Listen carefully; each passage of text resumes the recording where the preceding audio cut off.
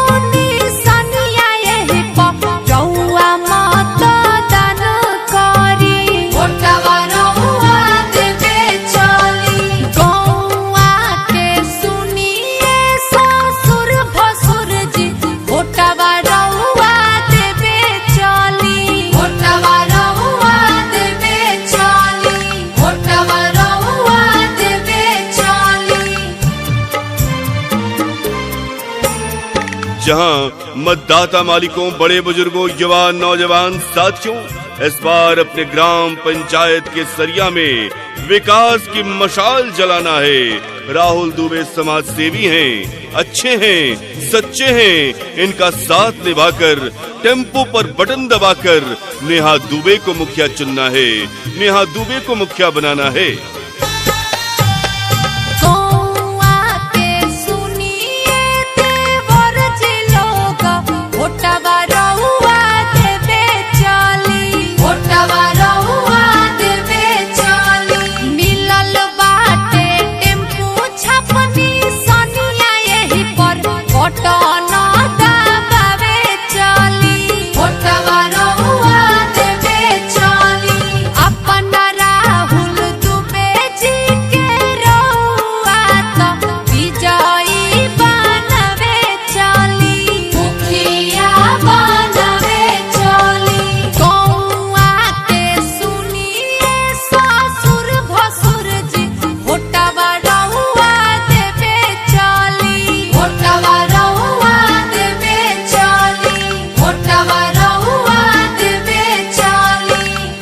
जहां मित्रों साथियों चुनाव निशान टेम्पो है आपके आस का, आपके विश्वास का और अपने ग्राम पंचायत के सरिया के विकास का।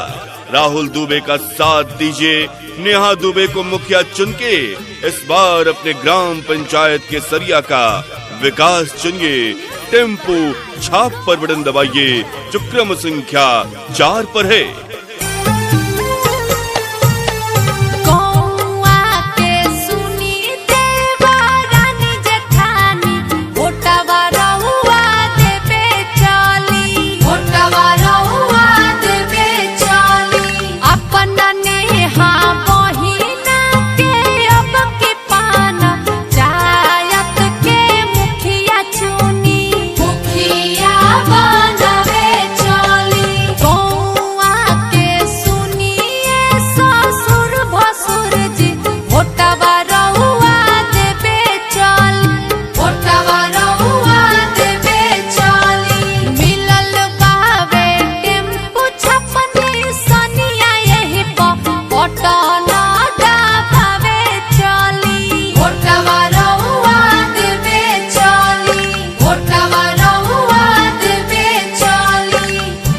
जहां पूजनीय मतदाता मालिकों, सम्मानित जनतागण, ग्राम पंचायत के सरिया, आप सभी से अनुरोध है इस बार शिक्षित, अच्छे और सच्चे का साथ दीजिए।